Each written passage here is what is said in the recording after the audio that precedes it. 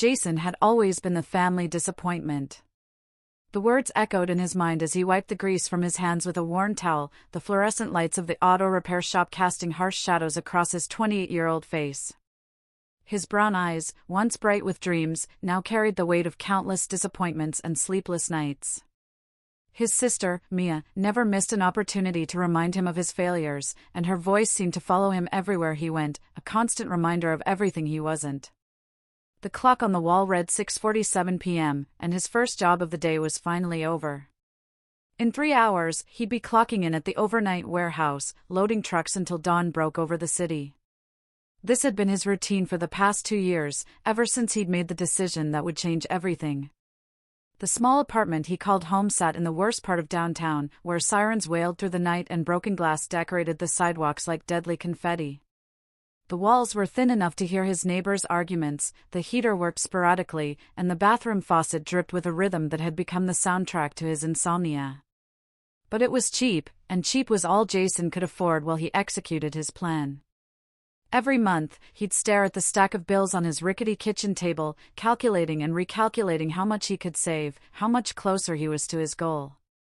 What Mia didn't know was that Jason had been silently working 2 jobs for years, saving every penny to escape the crushing weight of debt. He'd been living in that small, run-down apartment not because he wanted to, but because it was all he could afford while he built his way out of poverty. The math was simple, even if the execution was brutal: live on nothing, save everything, and maybe, just maybe, he could dig himself out of the hole that had swallowed his 20s. His phone buzzed with a text from his mother: "Family dinner Sunday. Don't you dare miss it again." Jason's stomach knotted. These gatherings were becoming increasingly difficult to endure, especially with Mia's constant presence and her razor-sharp tongue that seemed designed specifically to cut him down. At 32, his sister had everything he didn't: a successful marketing career, a beautiful house in the suburbs, a husband who adored her, and the unwavering approval of their parents. She wore her success like armor, using it to shield herself from any criticism while wielding it as a weapon against Jason's perceived failures. What Mia didn't understand was that his struggle wasn't a reflection of his worth, it was a testament to his resilience. But explaining that to someone who had never known real hardship felt impossible. The family dynamics had always been complicated, rooted in years of comparison and competition that their parents had unknowingly fostered. Jason remembered being 12 years old when Mia graduated valedictorian from high school, the pride in their mother's eyes so bright it seemed to dim everything else in the room, including Jason's own modest achievements. From that moment forward, he'd been chasing a shadow he could never quite catch, always falling short of the standard his sister had set. Their father, a man of few words but strong opinions, had made it clear through subtle gestures and disappointed sighs that Jason was the son who couldn't quite measure up. The weight of that disappointment had shaped Jason's entire adult life, driving him to make choices that others might not understand but that made perfect sense to someone carrying the burden of never being enough. As Sunday approached, Jason felt the familiar dread settling in his chest like a stone. He knew what was coming: the questions about his job, the sideways glances at his clothes, the subtle hints about getting his life together that weren't subtle at all. But tonight, something felt different. There was a tension in the air, a sense that the careful balance they'd all maintained was about to shift in a way that would change everything forever. Sunday arrived with the weight of inevitability, gray clouds hanging low over the city like a blanket of unspoken tension. Jason stood in front of his cracked bathroom mirror, trying to make himself presentable with the limited resources at his disposal. His best shirt had seen better days, the collar slightly frayed and the color faded from too many wash cycles, but it was clean and pressed. He'd learned to take pride in the small things, the details that others might overlook but that meant everything to someone who had so little. The face staring back at him looked tired, older than his 28 years, with lines around his eyes that spoke of countless early mornings and late nights spent chasing a dream that sometimes felt impossibly distant. The drive to his parents' house in his 15-year-old Honda Civic was a journey through 2 different worlds. He watched as the run-down buildings of his neighborhood gradually gave way to tree-lined streets and well-maintained lawns, each mile marking the distance between where he was and where he wanted to be. His parents' modest 2-story home sat on Maple Street, the same house where he and Mia had grown up, where Christmas mornings had been filled with laughter and summer evenings had stretched endlessly into twilight. But those memories felt like they belonged to someone else now, a different version of Jason who still believed that hard work alone was enough to guarantee success. As he pulled into the familiar driveway, he noticed Mia's sleek black BMW already parked there, its pristine exterior reflecting the afternoon sun like a mirror. The contrast between their vehicles was stark and unavoidable, a visual representation of the gap that had grown between them over the years. Jason sat in his car for a moment longer than necessary, steeling himself for what was to come. Through the living room window, he could see movement, shadows of the family he loved but who increasingly felt like strangers. His mother, Elena, greeted him at the door with a hug that felt both warm and strained, her embrace lasting just a beat too long as if she was trying to hold on to something that was slipping away. At 55, she still possessed the same gentle beauty that had made his father fall in love with her 30 years ago, but there were worry lines etched around her eyes that seemed to deepen every time she looked at Jason. "Mijo, you're so thin," she whispered, her hands patting his cheeks with the tenderness that only mothers possess. "Are you eating enough?" The question carried more weight than its simple words suggested, a mother's intuition sensing something was wrong even if she couldn't name it. "I'm fine, Mom," Jason replied, the lie coming easily after years of practice. He kissed her cheek and stepped into the house that still smelled like the lavender candles she'd burned for as long as he could remember. The living room looked exactly the same as it had during his childhood, family photos covering every available surface, his father's worn leather recliner positioned perfectly for watching the evening news, and his mother's collection of ceramic angels displayed on built-in shelves. But something felt different now, as if he was viewing it all through a lens that made everything appear slightly off-kilter. "Jason!" His father's voice boomed from the kitchen, carrying the forced enthusiasm that had become their standard greeting. Miguel Martinez was a man who had worked with his hands his entire life, first as a construction worker and later as a supervisor for the city's maintenance department. His weathered face and calloused palms told the story of a man who understood the value of honest work, but his eyes held a disappointment that he tried unsuccessfully to hide whenever he looked at his son. "Come help me with the grill. The steaks won't cook themselves." In the backyard, as Jason helped arrange the meat on the smoking grill, his father's attempts at casual conversation felt stilted and uncomfortable. "So, how's work going?" Miguel asked, not meeting Jason's eyes as he prodded the steaks with unnecessary vigor. "Still at the shop?" The question hung in the air between them, loaded with unspoken judgment and the weight of unfulfilled expectations. "Yeah, still there," Jason replied, deciding not to mention the second job. His father wouldn't understand the strategy behind taking on additional work, wouldn't see it as a sign of determination but rather as evidence of Jason's inability to succeed at a single career. "It pays the bills." The words felt hollow even as he spoke them, a gross simplification of the complex financial juggling act that had become his daily reality. Miguel nodded slowly, his attention seemingly focused on the grill, but Jason could sense the disappointment radiating from him like heat from the charcoal. "You know, your cousin Danny just got promoted to regional manager at his company. He's only 26. The comparison hit Jason like a physical blow, another reminder of how he measured against the success stories that seemed to surround him. "Maybe you should think about going back to school, getting some kind of degree. It's never too late to change direction." Before Jason could respond, Mia's laughter drifted from the kitchen where she was helping their mother prepare the side dishes. The sound was bright and musical, the kind of laugh that drew people in and made them want to be part of whatever was so amusing. Through the sliding glass door, Jason could see her animated gestures as she told some story that had their mother giggling like a teenager. At 32, Mia possessed the kind of confidence that came from a lifetime of achievements and accolades. Her dark hair was perfectly styled, her makeup flawless despite spending the afternoon cooking, and her designer dress managed to look both casual and expensive at the same time. "She just got another promotion," his father continued, oblivious to Jason's internal struggle. "Senior marketing director now. They're talking about making her vice president before she turns 35. The pride in Miguel's voice was unmistakable, the same tone that had been absent when discussing Jason's work at the auto shop. "She bought a new house too, one of those places in Riverside with the golf course view. 4 bedrooms, 3 bathrooms, and a kitchen that looks like something from a magazine." Jason felt his jaw clench involuntarily, the familiar sting of comparison burning in his chest. He'd heard about the house, had seen the photos Mia posted on social media with captions about blessed and dreams coming true. What his father didn't know, what none of them knew, was that Jason looked at those photos and felt something more complex than simple jealousy. He was happy for his sister's success, genuinely proud of her accomplishments, but it was impossible to ignore the stark contrast between their lives or the way that contrast made him feel like a failure by association. Dinner was a minefield of seemingly innocent conversations that felt loaded with hidden meanings and unspoken judgments.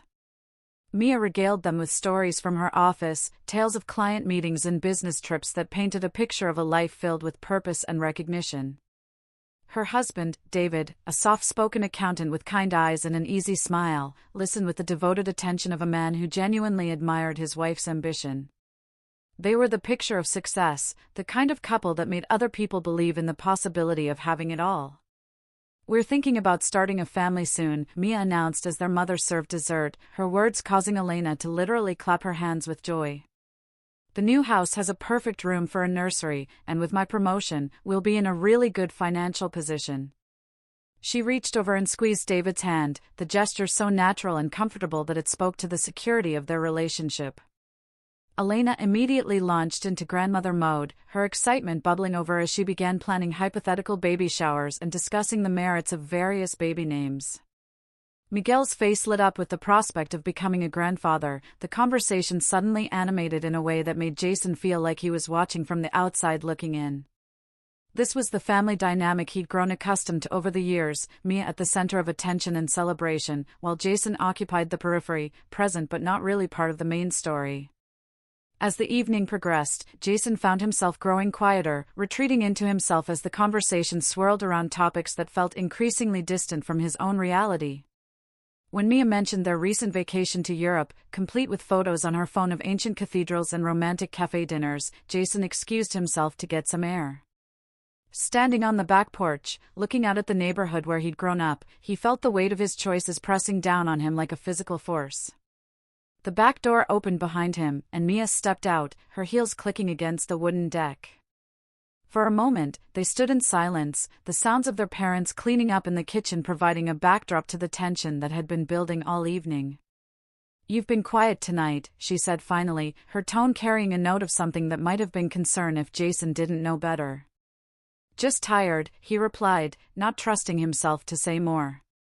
The space between them felt charged with years of unresolved conflicts and unspoken resentments, a gulf that seemed to widen with each family gathering.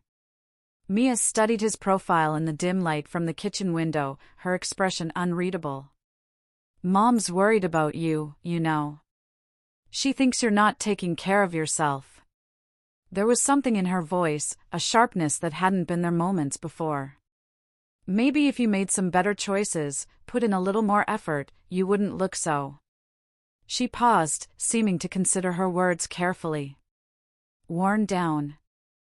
Jason felt something snap inside him, a small but significant crack in the composure he'd been maintaining all evening. "Better choices?" he repeated, turning to face her fully. "Like what, Mia? Like magically having the same opportunities you had? Like being born with your natural advantages?" Her laugh was sharp and humorless. "Advantages? I worked for everything I have, Jason. No one handed me anything. I studied, I networked, I put myself out there and took risks. What have you done except complain about how unfair life is?" The words hung between them like a challenge, and Jason felt years of frustration and hurt threatening to boil over. But before he could respond, their mother's voice called from inside, breaking the moment and forcing them both to plaster on fake smiles and return to the facade of family harmony.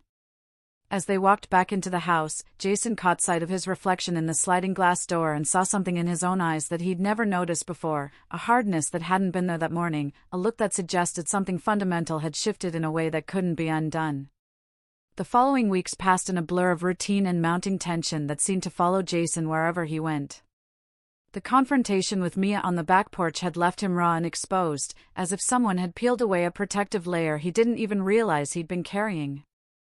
At work, his hands moved automatically through the familiar motions of diagnosing engine problems and replacing worn parts, but his mind kept replaying her words, dissecting them for hidden meanings and implied criticisms that cut deeper than any direct insult ever could. His supervisor, Carlos, noticed the change almost immediately. "You okay, man?" he asked one afternoon as Jason stood staring at a carburetor he'd been supposed to be rebuilding for the past 20 minutes. "You seem somewhere else lately."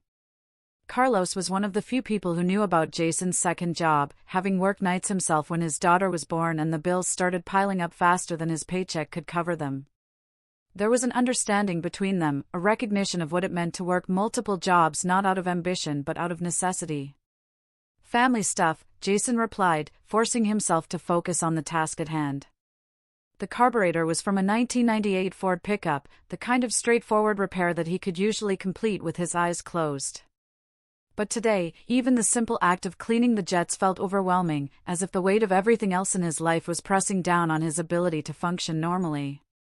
Carlos leaned against the workbench, his weathered face creased with concern. "Look, I don't know what's going on, but I've seen that look before. My brother had it right before he did something stupid that cost him his job and his marriage." He paused, wiping his hands on a shop rag that had seen better days. "Whatever it is, don't let it eat you alive.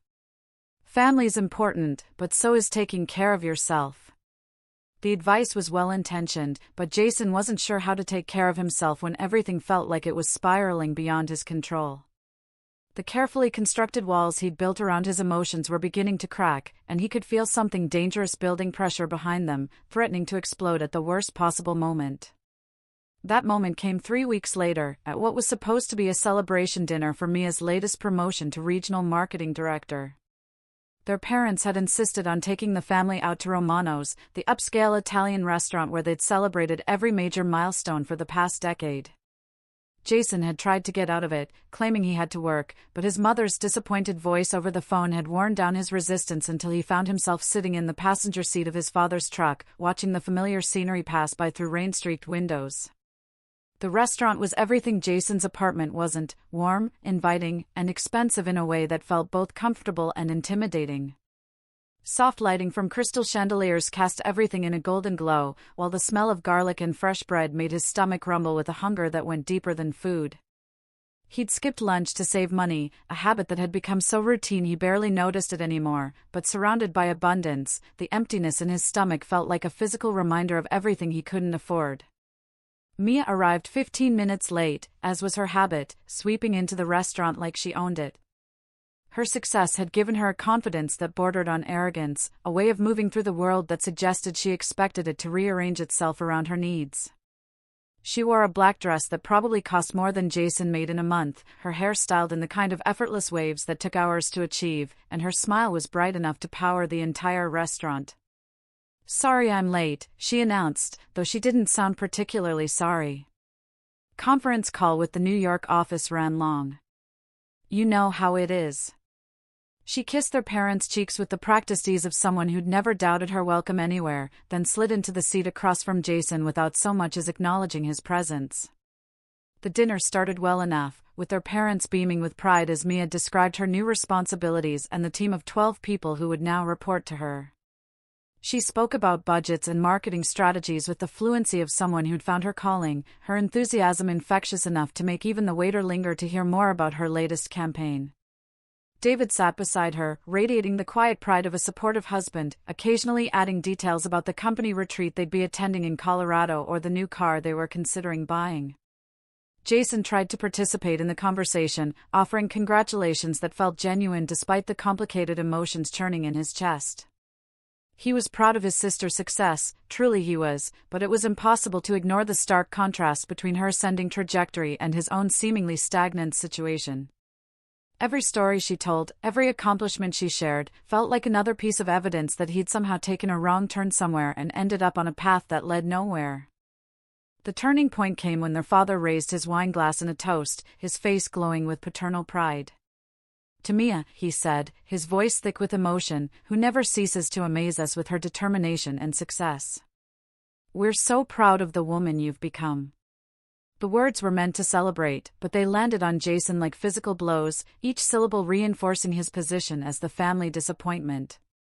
As they clinked glasses, Mia's eyes met Jason's across the table, and for a moment, he saw something there that might have been sympathy. But then she spoke, and whatever softness he'd imagined vanished like smoke. "You know, success isn't just about luck," she said, her voice carrying the authority of someone who'd never known real failure. "It's about making smart choices, surrounding yourself with the right people, and not being afraid to take risks." She paused, her gaze fixed on Jason with an intensity that made him feel like a specimen under a microscope. Some people spend so much time feeling sorry for themselves that they never actually do anything to change their situation. The comment was clearly directed at him, veiled just enough to maintain plausible deniability but sharp enough to draw blood. Jason felt his face flush with embarrassment and anger, his hands gripping his water glass so tightly his knuckles turned white. Around the table, the temperature seemed to drop several degrees as everyone processed what had just happened. "Mia," their mother said softly, her voice carrying a warning that went unheeded. "What?" Mia replied, her tone innocent but her eyes hard. "I'm just saying that opportunities exist for people who are willing to work for them. Look at David, he started at his firm as an intern and worked his way up to senior associate.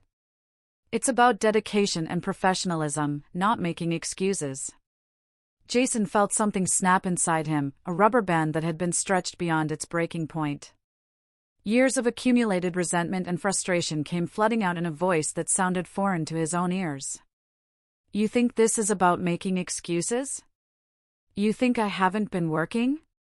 He laughed, but there was no humor in the sound, only bitterness that had been fermenting for years. "You have no idea what my life is like, Mia.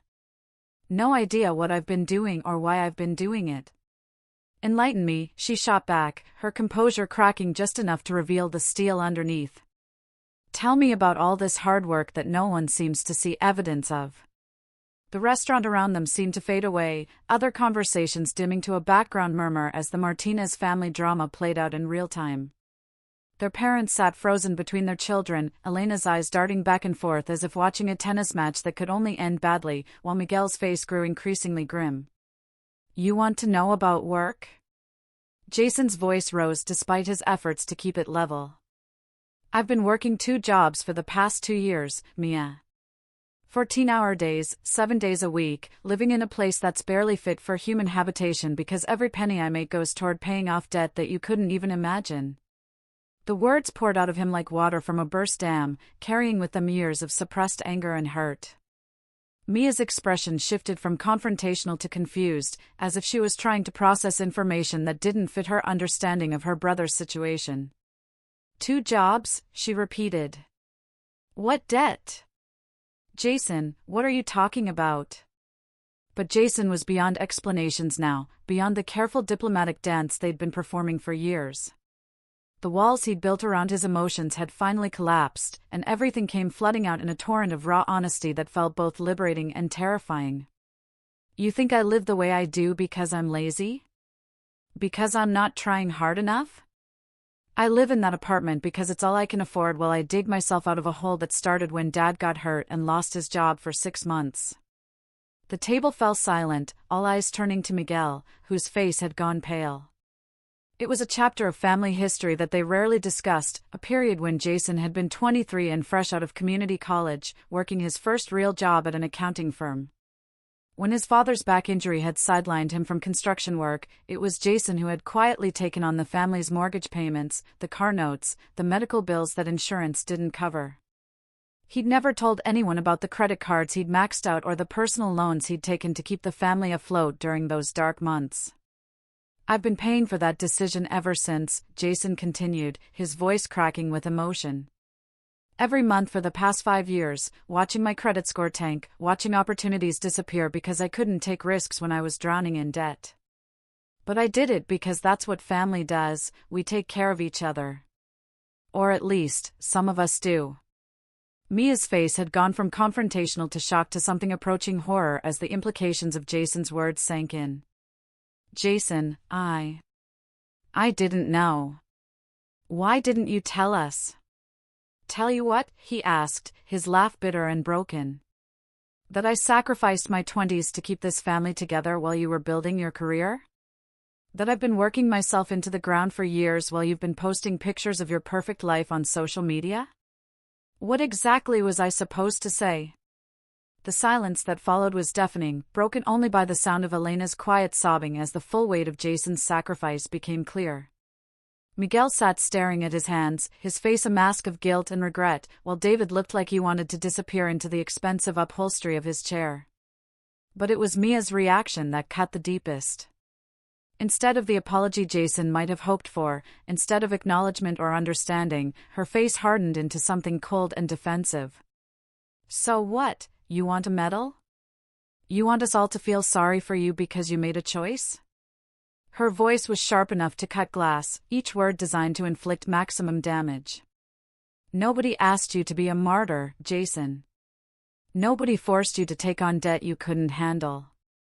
The words hit him like physical blows, each one landing with devastating accuracy on the wounds he'd been trying to heal for years.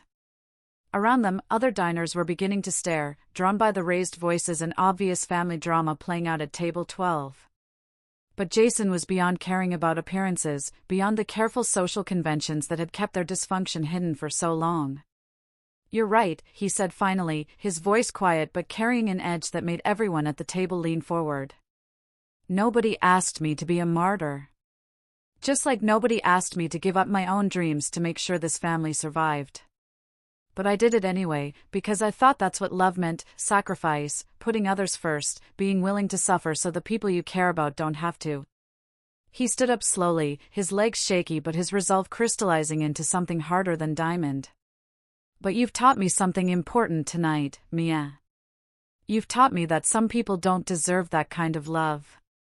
Some people are so busy judging others that they can't see the sacrifices being made right in front of them. As he walked away from the table, leaving behind a family dinner that had become a battlefield, Jason felt something shift inside him.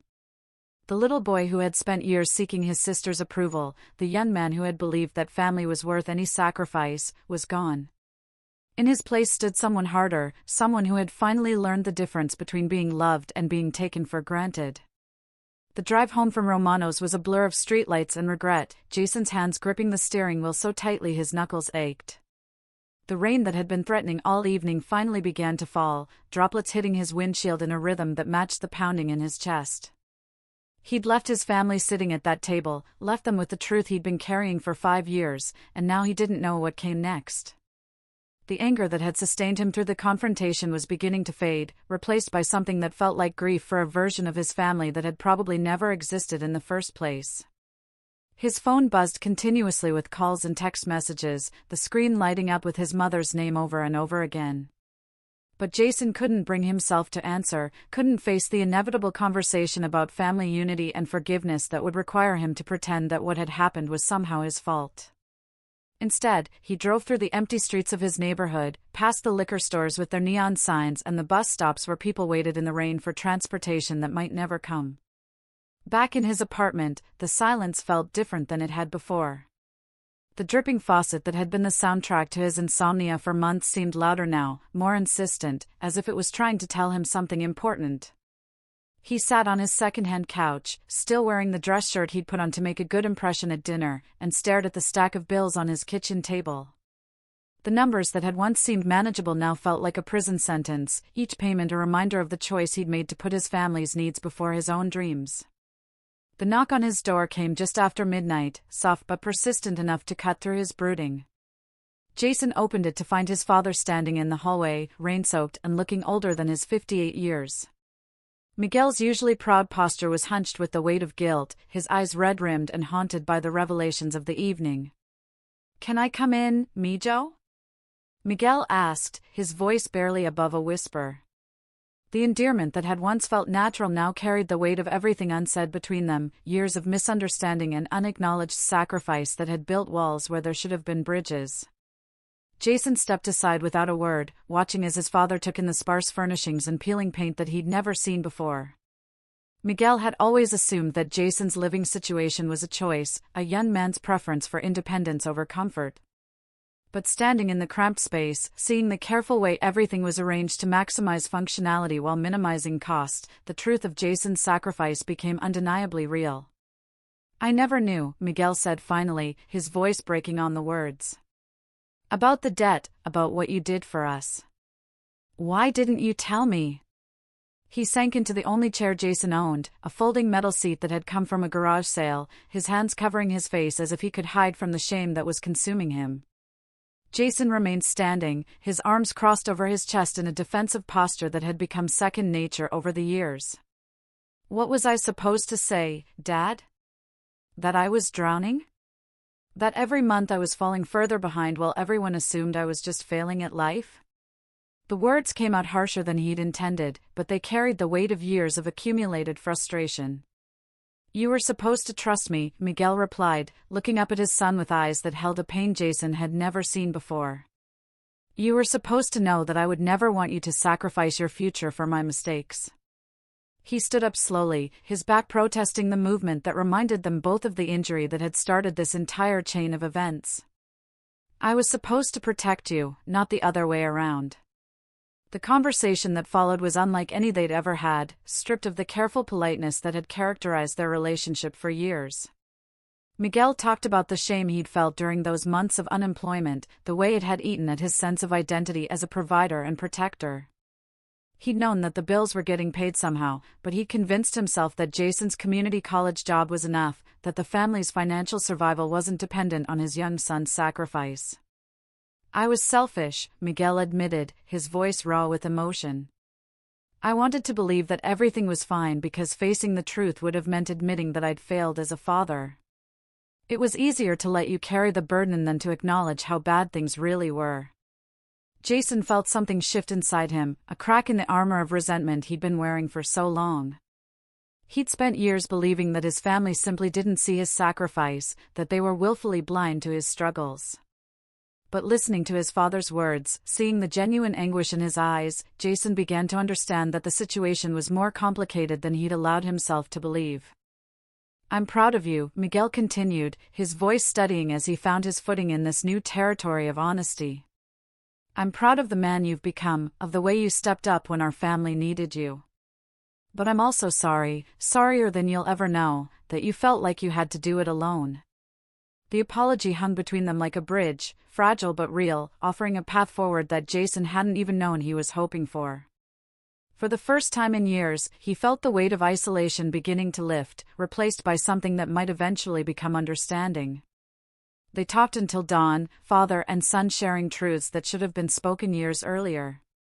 Miguel learned about the second job, about the careful budgeting that allowed Jason to survive on almost nothing while slowly chipping away at the debt that had accumulated during those desperate months. Jason learned about his father's struggle with depression during his recovery, about the way unemployment had made him feel like less of a man, less worthy of his family's respect and love. "What about Mia?" Jason asked as the first rays of sunlight began to filter through his apartment's single window. "Does she know about what really happened back then?" Miguel's face darkened with a mixture of anger and disappointment. "She knows now. Your mother called her after you left, told her everything we should have told her years ago." He paused, rubbing his temples as if trying to ease a headache that went deeper than physical pain. "She didn't take it well. Started making excuses, saying she couldn't have known, that it wasn't her responsibility to keep track of everyone else's problems." The news hit Jason like a physical blow, confirming his worst fears about his sister's character. Even faced with the truth of his sacrifice, Mia's first instinct had been to deflect responsibility rather than acknowledge the pain her words had caused. It was perhaps the clearest indication yet that the relationship he'd been trying to preserve for years had been built on foundations that were fundamentally unsound. "I think," Jason said slowly, the words forming as he spoke them, "that I've been trying to save the wrong things. I've been so focused on keeping this family together that I forgot to take care of myself. I forgot that I deserve better than being taken for granted." Miguel nodded, his eyes bright with something that might have been relief.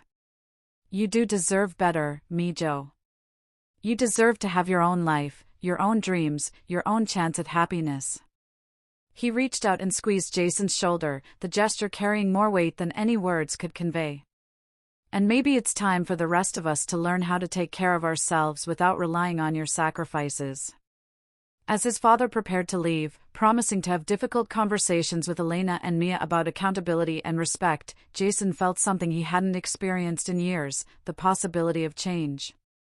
The confrontation at Romano's had shattered the careful balance they'd all maintained, but from the wreckage, something new was beginning to emerge. It wasn't the family harmony he'd always hoped for, but it was something potentially more valuable: honesty. Standing alone in his apartment as the sun rose over the city, Jason made a decision that felt both terrifying and liberating.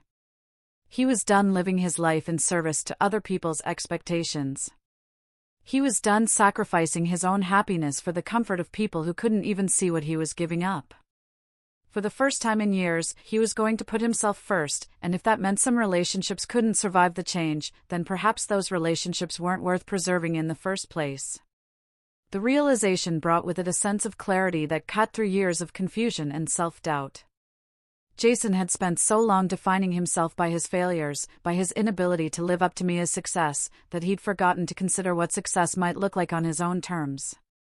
He'd been so focused on the debt and the struggle that he'd lost sight of the strength it had taken to survive 5 years of grinding poverty while maintaining his integrity and his commitment to his family. But now, with the truth finally spoken and the pretenses stripped away, Jason could see himself clearly for perhaps the first time in his adult life. He wasn't the family disappointment that Mia's words had painted him to be. He was a man who had sacrificed his 20s to keep his family afloat, who had worked multiple jobs and lived in poverty by choice rather than abandon the people he loved. That wasn't failure, that was heroism of the most quiet and unrecognized kind. The phone rang, startling him from his reflections. His mother's name appeared on the screen, and for the first time since leaving the restaurant, Jason felt ready to take the call.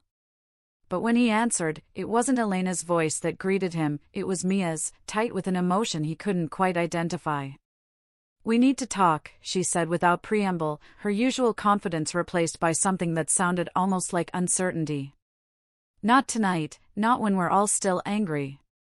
But soon. There are things I need to say, things I should have said a long time ago." Jason felt a flutter of something that might have been hope, quickly followed by the hard-earned wisdom of someone who had been disappointed too many times to trust easily. "Maybe," he said carefully. "But only if you're ready to have a conversation, Mia. I'm done pretending that everything is fine when it's not." The silence that followed was loaded with the weight of years of unspoken truths and missed opportunities. When Mia finally spoke, her voice was smaller than he'd ever heard it, stripped of the authority and confidence that had defined her for as long as he could remember. "I think," she said slowly, "that I've been wrong about a lot of things. And I think it's time I figured out how to be right." 3 days passed before Mia called again, 3 days during which Jason threw himself into his work with an intensity that surprised even Carlos. It was as if the confrontation at Romano's had released something in him, an energy that had been trapped beneath years of careful restraint and diplomatic silence. He attacked engine problems with the focused determination of a man who had finally found his footing, his hands steady and sure as he diagnosed issues that would have stumped newer mechanics. "Whatever happened to you over the weekend?" Carlos observed on Wednesday afternoon, watching Jason expertly rebuild a transmission that had been giving the shop trouble for days. "It was good for you. You're working like a man with a purpose again." Jason paused in his work, wiping sweat from his forehead with the back of his hand. The observation was more accurate than Carlos probably realized. For the first time in years, Jason felt like he was working toward something rather than simply surviving. The conversation with his father had shifted something fundamental in his understanding of himself, transforming him from a victim of circumstances into someone who had made difficult choices and lived with the consequences. The call came during his dinner break, Mia's name appearing on his phone screen like a challenge he wasn't sure he was ready to accept. But the clarity he'd found in the past few days gave him the courage to answer, even as his heart rate accelerated with anticipation and dread.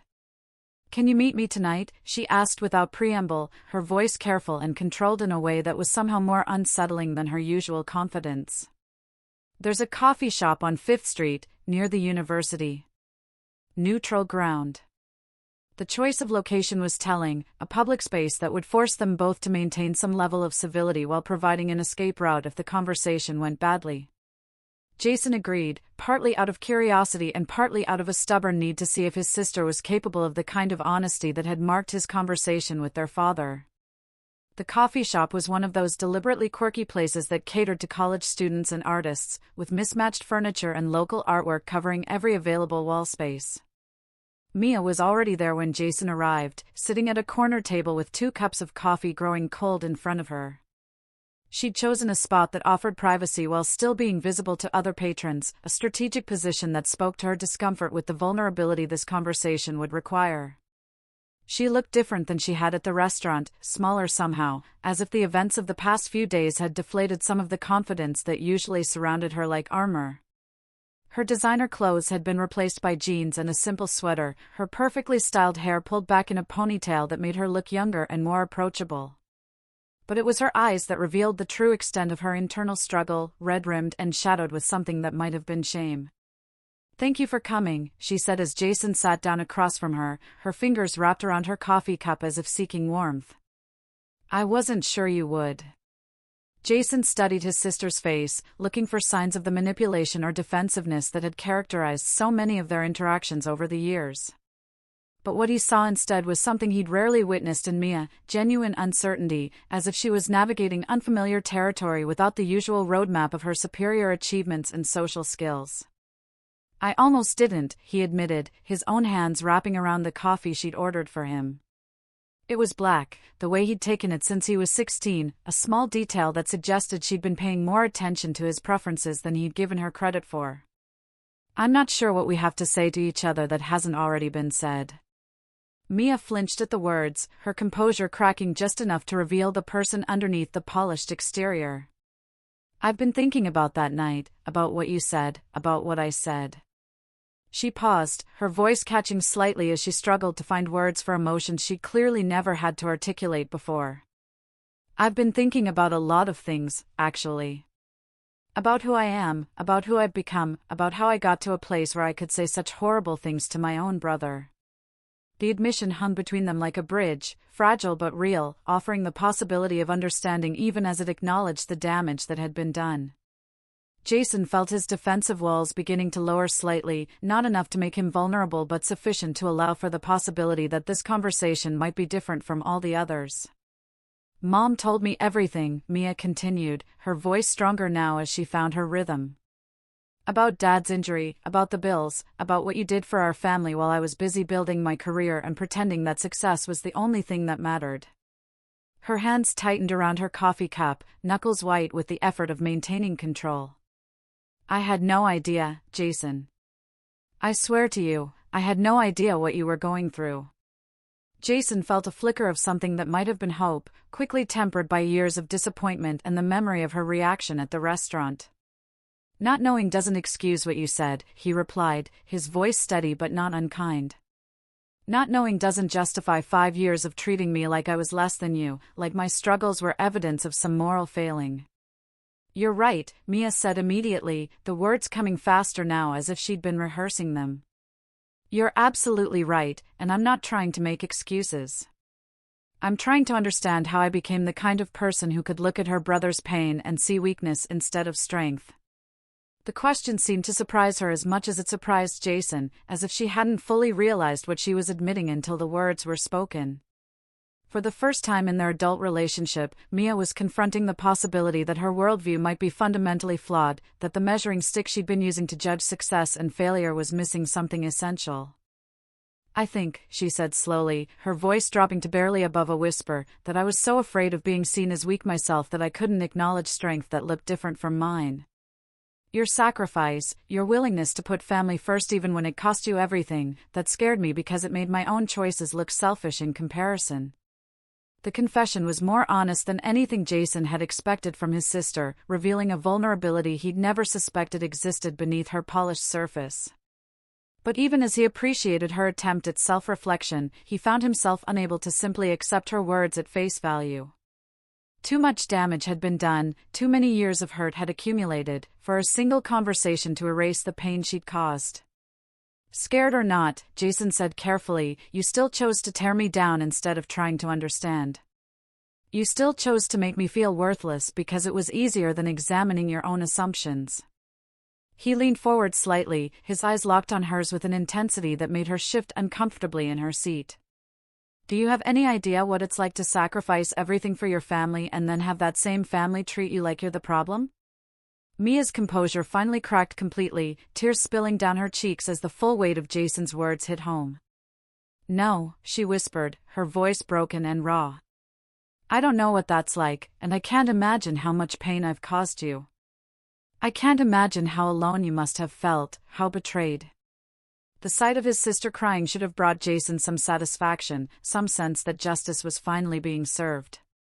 But instead, he felt only a deep sadness for all the years they'd wasted, all the opportunities for connection and understanding that had been lost to pride and misunderstanding. I was alone, he said quietly, his own voice thick with emotion. For 5 years, I carried the weight of keeping this family together, and I did it alone because I thought that's what love meant. I thought that if I just worked hard enough, sacrificed enough, eventually someone would see what I was doing and acknowledge that it mattered. Mia reached across the table as if to touch his hand, then stopped herself, perhaps recognizing that she hadn't yet earned the right to offer comfort. It did matter, she said fiercely, her tears making tracks down her cheeks. What you did mattered more than anything I've accomplished in my entire career. You saved our family, Jason. You saved Dad's pride, Mom's peace of mind, and you did it without asking for anything in return. And you called me a beggar, Jason replied, the words cutting through her attempt at redemption like a knife. You looked at the result of 5 years of sacrifice and saw something disgusting, something to be ashamed of. The reminder of her words from the restaurant hit Mia like a physical blow, her face contorting with a pain that seemed to come from somewhere deep inside her soul. I know, she said, her voice barely audible. I know what I said, and I know how unforgivable it was. I can't take those words back, no matter how much I want to. She took a shaky breath, clearly struggling to maintain her composure as the full magnitude of her cruelty became undeniable. I was angry that night, angry about things that had nothing to do with you. David and I had been fighting about money, about whether we could afford the new house, about whether I was working too much and missing out on the life we were supposed to be building together. The admission revealed a crack in the perfect facade that Mia had always presented to the world, suggesting that her life wasn't as effortlessly successful as she'd always made it appear. But Jason found himself unable to summon much sympathy for problems that seemed insignificant compared to the struggles he'd been facing. So you took it out on me, he said, his voice flat and emotionless. When your perfect life showed signs of stress, you decided to make yourself feel better by attacking someone you knew couldn't fight back.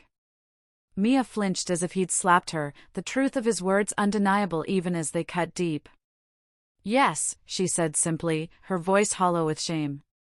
That's exactly what I did, and it makes me sick to admit it. I turned you into a target for all my own insecurities and fears, and I convinced myself that I was justified because you weren't living up to some arbitrary standard I'd created. The conversation continued for another hour, ranging across years of accumulated grievances and misunderstandings that had never been properly addressed. Mia talked about the pressure she'd felt to be perfect, to justify their parents' pride and serve as an example for Jason to follow.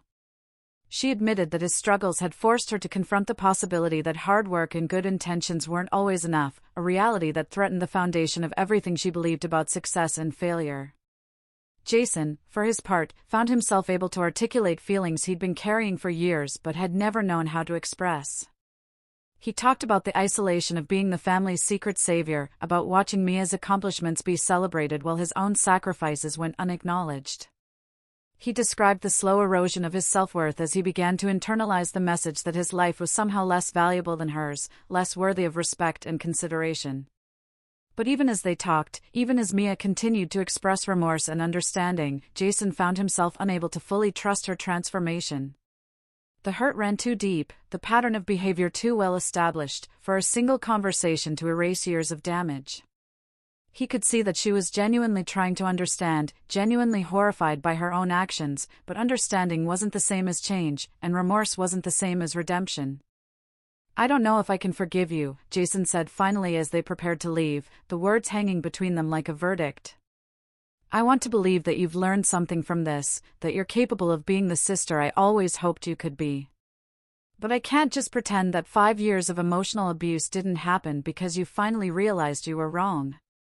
Mia nodded, her face streaked with tears but her expression resolute. I understand, she said quietly.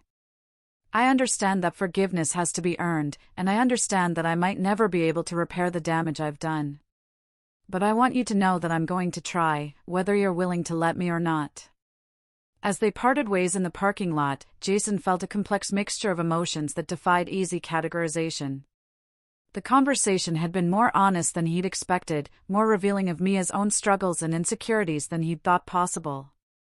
But it had also confirmed his worst fears about the depth of the damage between them, the extent to which their relationship had been built on false assumptions and unspoken resentments.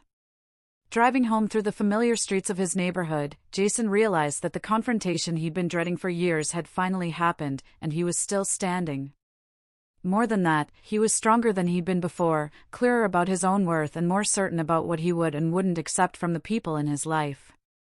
The conversation with Mia hadn't healed their relationship, but it had given him something perhaps more valuable, the knowledge that he could survive the loss of people who couldn't see his value, even if those people were family.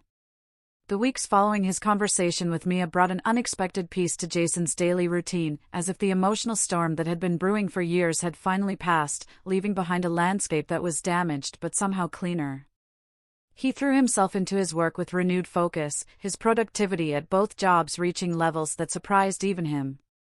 The auto shop had become more than just a paycheck, it was a place where his skills mattered, where problems had solutions, and where the value of his work was measured in tangible results rather than arbitrary social expectations. Carlos noticed the change immediately, commenting on Jason's improved attitude and the way he'd begun taking on more challenging repairs without being asked. You're different, man, he observed one Thursday afternoon as Jason successfully diagnosed a complex electrical problem that had been stumping the shop for days. Whatever happened with your family situation, it's like you found something you'd lost. Jason paused in his work, considering the observation. It was true that he felt more like himself than he had in years, more connected to his own sense of purpose and worth. The conversation with Mia had been painful, but it had also been liberating in ways he was still discovering. For the first time since his father's injury, he was working not from desperation but from choice, building something for himself rather than simply surviving from one crisis to the next. But the peace was shattered on a gray Tuesday morning when his phone rang during his breakfast break, his mother's name appearing on the screen with an urgency that made his stomach clench with familiar dread. Elena's voice was thick with tears when he answered, her words tumbling over each other in a rush of panic and confusion that reminded him of those dark months when everything had first fallen apart. Jason, you need to come home, she said, her voice breaking on the words. It's your father. He's in the hospital, and the doctors, they're saying. She trailed off, unable to finish the sentence that would make the crisis real. The drive to the hospital was a blur of traffic lights and mounting panic, Jason's mind racing through possibilities that ranged from minor to catastrophic. His father had seemed healthier in recent weeks, more at peace with himself since their conversation about the debt and the sacrifices Jason had made. But Miguel was 58 years old with a history of back problems and the kind of stress-related health issues that came from years of physical labor and financial worry. The emergency room was a chaos of noise and movement, families clustered around chairs that had seen too much grief, medical personnel moving with the practiced efficiency of people who dealt with crisis as routine. Jason found his mother in the waiting area, her face pale and drawn with the particular exhaustion that comes from hours of helpless vigil. She collapsed into his arms the moment she saw him, her small frame shaking with sobs that seemed to come from somewhere deeper than tears. Heart attack, she whispered against his shoulder, the words hitting him like physical blows.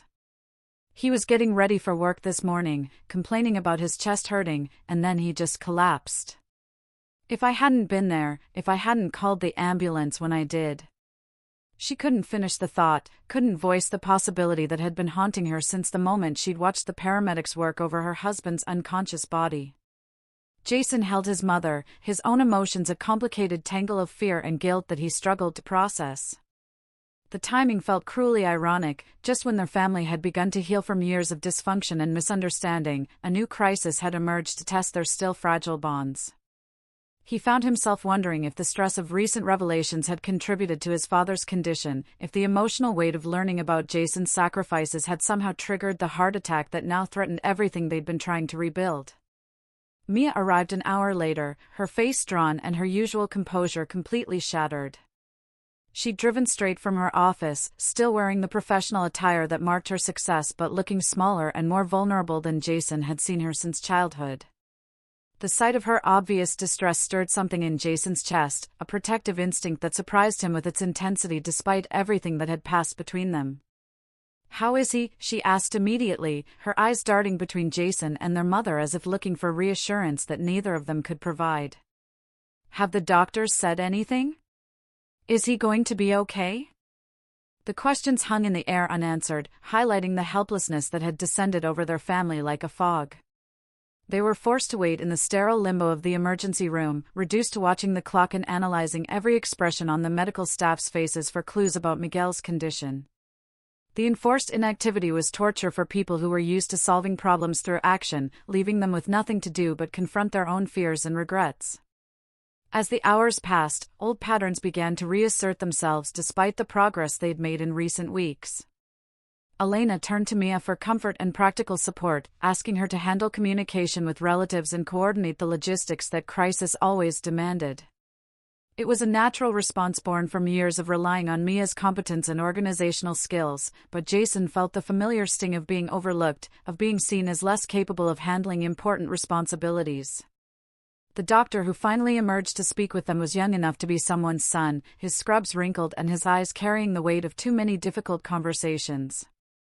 Dr. Richards spoke in the careful, measured tones that medical professionals used when delivering news that fell somewhere between hope and despair, his words clinical but not unkind. "Mr. Martinez is stable for now," he began, and Jason felt his mother's grip on his hand tighten with relief.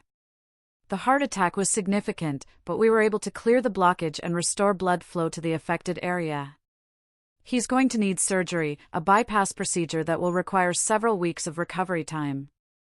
The word surgery hit them all differently, Elena gasping with fresh worry while Mia immediately began asking practical questions about timing and procedures. Jason found himself focusing on the phrase "several weeks of recovery," his mind already calculating the financial implications of extended time off work and mounting medical bills that insurance might not fully cover.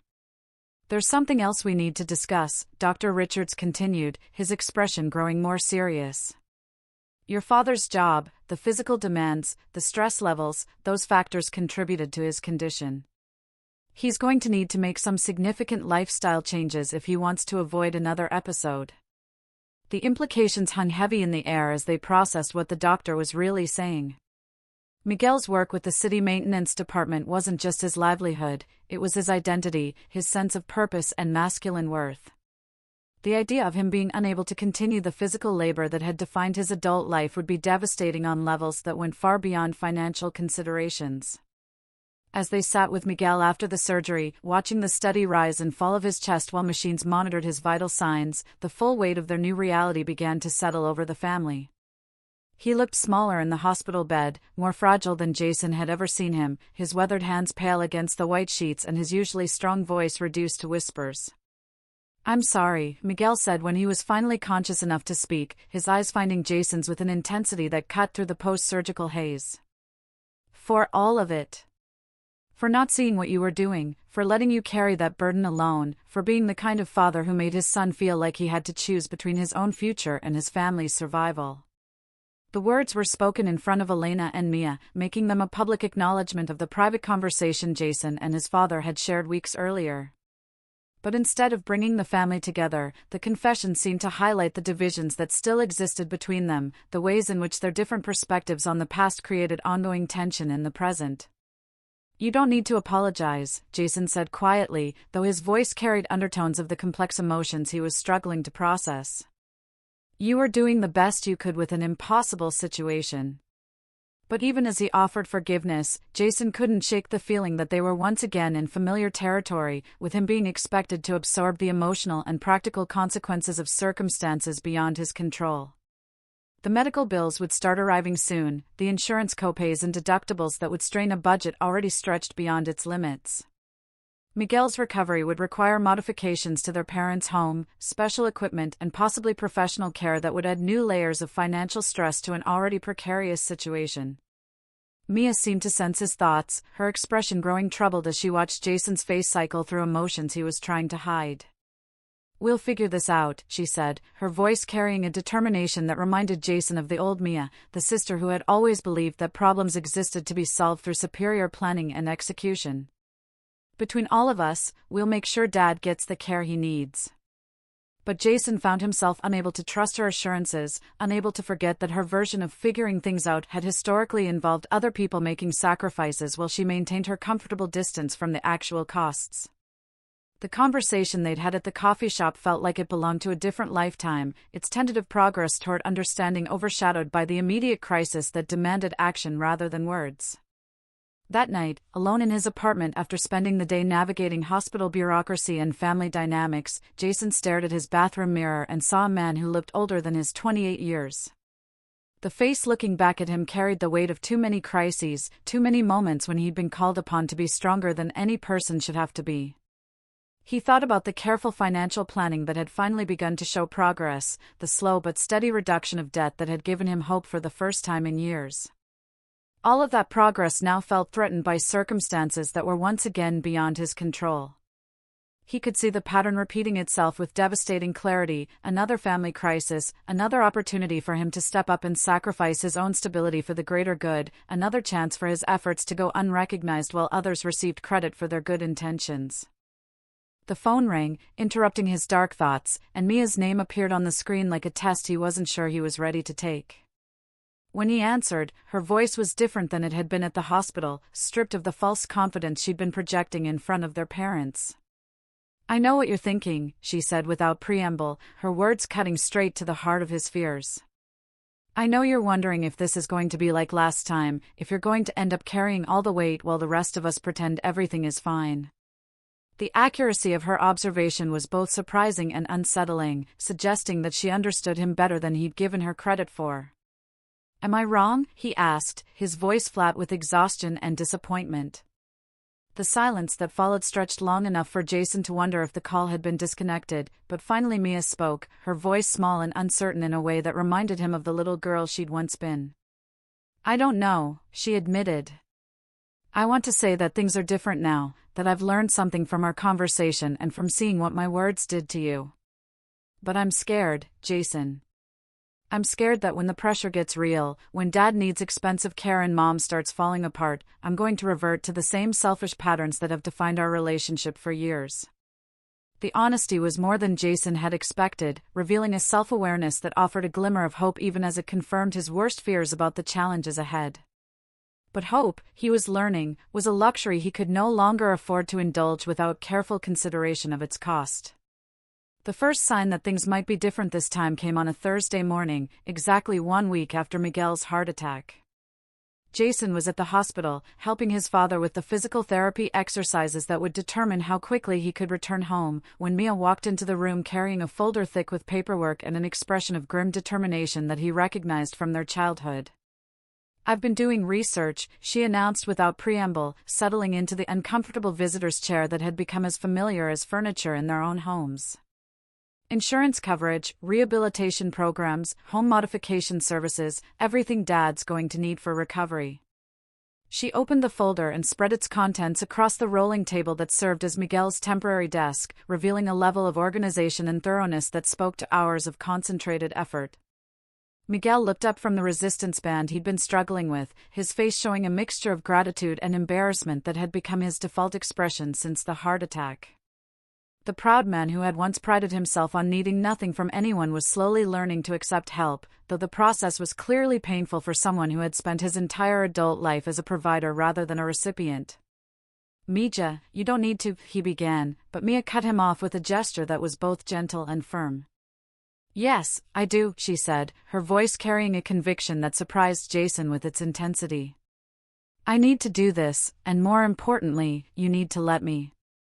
She picked up one of the documents, a detailed breakdown of insurance benefits that looked like it had taken considerable time to compile. The good news is that your insurance through the city is actually pretty comprehensive. The bypass surgery is covered at 90%, and you're eligible for up to 12 weeks of rehabilitation services. Jason found himself studying his sister's face as she spoke, looking for signs of the performative helpfulness that had characterized so many of her past gestures. But what he saw instead was something he'd rarely witnessed in Mia: genuine engagement with someone else's problems, a willingness to invest time and energy without obvious benefit to herself. The challenging part, Mia continued, pulling out another set of papers, is going to be the home modifications. The stairs to the second floor are going to be a problem during recovery, and the bathroom isn't set up for someone with limited mobility. She looked directly at their father, her expression serious but not patronizing. I've gotten quotes from 3 different contractors, and I think we can make the necessary changes for around $15,000. The number hung in the air like a challenge, and Jason felt his stomach tighten with familiar anxiety. $15,000 might as well have been $15 million given the current state of their family's finances. He could see his father doing the same mental calculations, his face growing pale as the impossibility of the situation became clear. We don't have that kind of money, Miguel said quietly, his voice heavy with the shame of a man who had spent his life believing that he should be able to solve any problem his family faced. Even with the insurance, even with my disability payments, there's no way we can afford modifications like that. Jason braced himself for the familiar weight of expectation, the unspoken assumption that he would somehow find a way to make the impossible work. He'd been running scenarios in his head all week, calculating how much additional debt he could take on, whether his credit was strong enough to qualify for a home equity loan on his parents' behalf. The progress he'd made in paying down his existing debt suddenly seemed insignificant compared to the new mountain of financial obligations that threatened to bury him. But instead of looking at Jason with the expectant hope that had characterized these conversations in the past, Mia reached into her purse and pulled out a checkbook, placing it on the table next to the contractor estimates with a quiet deliberation that spoke volumes. "I'll pay for the modifications," she said simply, her voice steady despite the magnitude of what she was offering. "David and I discussed it last night, and we both agree that this is the right thing to do." She looked directly at Jason as she spoke, her eyes carrying a message that was both apology and promise. It's time for someone else in this family to step up. More significantly, she'd ended her marriage to David, a decision that had surprised everyone including herself but that she'd come to see as inevitable once she understood what she actually valued. The man she'd thought she'd built a life with had revealed himself to be fundamentally incompatible with the version of herself that she was becoming, someone who prioritized family loyalty over financial optimization and emotional authenticity over social status. "I can't be married to someone who sees my brother as a burden," she'd explained to Jason during one of their monthly coffee dates, a new tradition that had emerged as they worked to rebuild their relationship on healthier foundations. "I can't share my life with someone who thinks generosity should be calculated and love should be conditional." The divorce had been difficult, complicated by financial entanglements and the social embarrassment of admitting that her seemingly perfect marriage had been built on values that weren't actually shared. But it had also been liberating, freeing Mia to explore who she was when she wasn't performing for someone whose approval required her to diminish other people. Jason's doorbell interrupted his reflections, and he opened it to find Mia standing in the hallway with a bottle of wine and an expression of nervous excitement that reminded him of the little girl she'd once been. She'd asked if she could see the new place, and he'd agreed, though both of them understood that the visit represented more than simple curiosity about his improved living situation. "It's beautiful," she said as she stepped inside, her eyes taking in the bright rooms and thoughtful details that made the space feel like home rather than just shelter. "Jason, this is really beautiful. You should be so proud." He watched as she moved through the apartment, her attention focused on details that revealed his personality and preferences rather than just the improved circumstances. She paused at the small bookshelf where he'd displayed a few family photos alongside his growing collection of automotive repair manuals and community college textbooks, her expression softening as she recognized images from their childhood mixed with evidence of the dreams he was finally pursuing. "You're going back to school," she said, picking up one of the engineering textbooks he'd bought in preparation for fall classes. "That's wonderful, Jason. What made you decide?" He joined her at the bookshelf, his fingers tracing the spine of a calculus book that represented possibilities he'd put on hold for far too long. I realized that I'd been using the family situation as an excuse to avoid taking risks, he said honestly. It was easier to tell myself that I couldn't pursue my dreams because I had too many responsibilities than to admit that I was scared of trying and failing. Mia nodded, understanding flooding her expression as she recognized a pattern of self-limitation that she'd engaged in herself. What kind of engineering? Mechanical, with a focus on automotive design, Jason replied, his voice carrying an enthusiasm that had been absent for years. I want to understand not just how to fix things but how to build them better. Maybe start my own shop someday, one that specializes in custom work and restoration projects. The conversation that followed was unlike any they'd shared as adults, focused on dreams and possibilities rather than the careful navigation of old grievances and unspoken resentments. Mia talked about her own evolving goals, her growing interest in nonprofit work that would allow her to use her business skills for causes that mattered to her rather than just profit maximization. I've been thinking about what you said, she admitted as they sat on his small balcony, sharing the wine she'd brought while watching the sunset over a neighborhood that felt full of possibility. About how I turned you into a villain in my own story. I think I did that because I was afraid that if you weren't the problem, then I might be. Jason considered her words, appreciating the ongoing work she was doing to understand herself and the choices that had damaged their relationship for so long. We were both dealing with pressures that we didn't know how to handle, he said.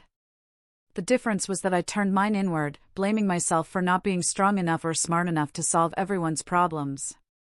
You turned yours outward, needing someone else to be the failure so that you could feel successful. But your way was more honest, Mia replied, her voice carrying a sadness that spoke to all the wasted years between them. Your way was about taking responsibility, even when it cost you everything. My way was about avoiding responsibility by making it someone else's fault. The acknowledgement hung between them like a bridge, fragile but real, offering the possibility of understanding that could lead to genuine reconciliation. They talked as the light faded around them, sharing memories from childhood that they'd remembered differently, examining moments of connection and conflict that had shaped their relationship in ways they were only now beginning to understand. I want you to know, Mia said as the evening drew to a close, that watching you rebuild your life, seeing you finally put yourself first, it's been inspiring.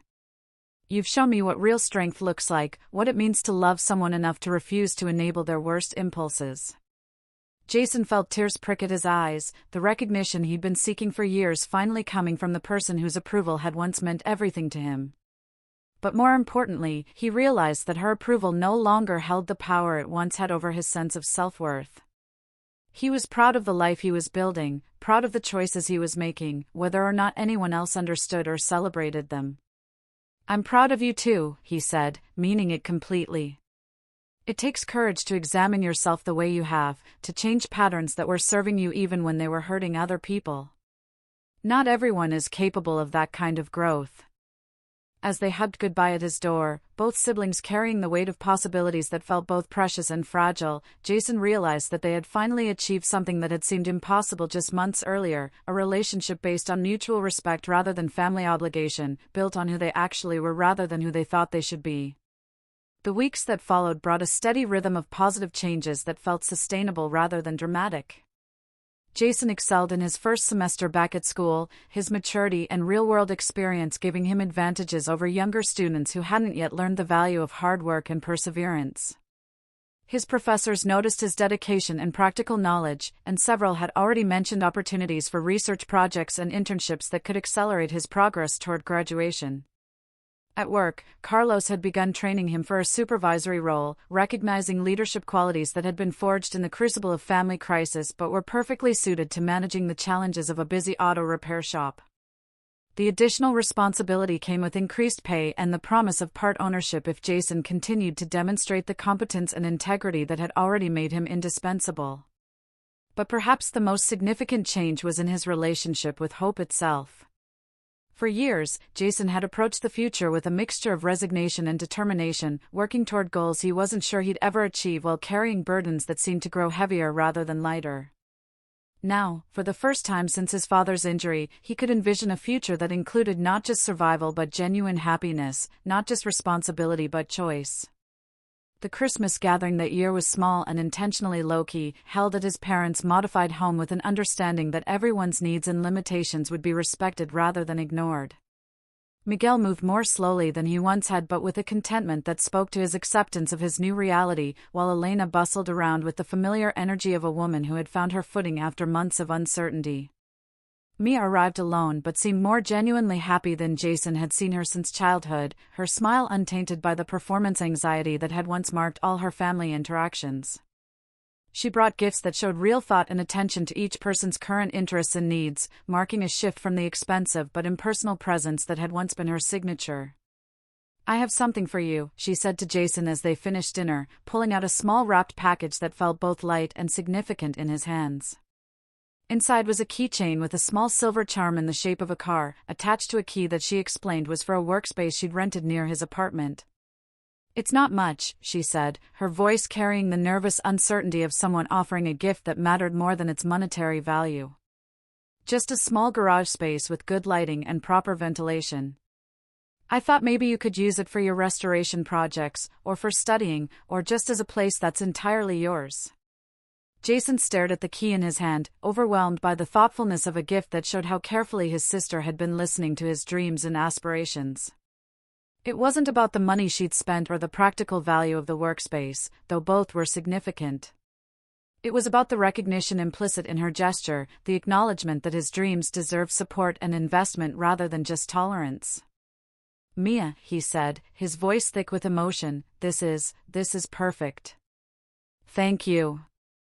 As the evening wound down and they gathered around Miguel's chair for the family photo that had become their Christmas tradition, Jason felt a peace that had been absent from family gatherings for as long as he could remember. Looking at the faces around him, his father's weathered but content features, his mother's gentle smile, his sister's genuine happiness, he realized that they had finally become the family he'd always hoped they could be. Not perfect, because perfection wasn't possible when dealing with real people and real relationships. Not without challenges, because growth required ongoing effort and attention. But real in a way they'd never been before, built on honesty rather than pretense, sustained by mutual respect rather than obligation alone. Later that night, standing in his own apartment and looking out at the city lights that twinkled like promises in the darkness, Jason reflected on the journey that had brought him to this moment. The confrontation at the restaurant that had seemed so devastating at the time had actually been the beginning of the most important transformation of his life, forcing him to examine assumptions about love, loyalty, and self-worth that had been holding him back for years. He thought about the man he'd been just a year earlier, carrying burdens that weren't entirely his to bear while accepting treatment that he would never have tolerated from strangers.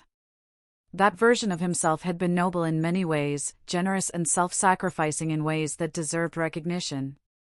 But he'd also been trapped by his own goodness, unable to set boundaries that would have protected his well-being and ultimately served his family better. The man he was becoming was still generous, still loyal, still committed to the people he loved. But he was also stronger, more aware of his own worth, more willing to demand the respect that would make genuine relationship possible. He'd learned that sometimes the most loving thing you could do was refuse to enable other people's worst impulses, even when that refusal caused temporary pain. His phone buzzed with a text message from Mia. "Thank you for not giving up on us, even when we gave up on ourselves. Thank you for showing us what real strength looks like. I'm proud to be your sister." Jason smiled as he read the words, feeling a warmth that had nothing to do with the heater and everything to do with the recognition he'd been seeking for so long. But more importantly, he realized that while his sister's approval still mattered to him, it no longer defined him. He was proud of himself, proud of the choices he'd made and the life he was building, whether or not anyone else understood or celebrated his journey. As he prepared for bed in his comfortable apartment, surrounded by evidence of the dreams he was finally pursuing, Jason felt something he hadn't experienced since before his father's injury, genuine excitement about the future. Not just hope that things might get better, but active anticipation of the possibilities that lay ahead, the dreams that were no longer deferred but actively within reach. The sacrifices he'd made for his family hadn't been wasted, even though they'd gone unrecognized for years. They had shaped him into someone capable of extraordinary loyalty and resilience, someone who understood the true meaning of love and commitment. but more importantly, he'd learned when to say no, when to walk away, and when to demand better treatment, lessons that would serve him well in every relationship for the rest of his life. In the quiet of his bedroom, with moonlight streaming through windows that belonged to him and dreams that were finally his to pursue, Jason fell asleep with a smile on his face and hope in his heart. The family disappointment had become the family's greatest success story, not because his circumstances had dramatically improved but because he'd finally learned to see himself clearly, to value his own worth, and to build a life that honored both his capacity for love and his need for respect. The story that had begun with cruel words and devastating rejection had transformed into something beautiful, a tale of self-discovery, genuine forgiveness, and the kind of family bonds that could only be built on foundations of mutual respect and honest recognition of each person's inherent worth. It was an ending that felt both satisfying and like a beginning, marking not just the resolution of old conflicts but the start of relationships that could finally be everything they were meant to be.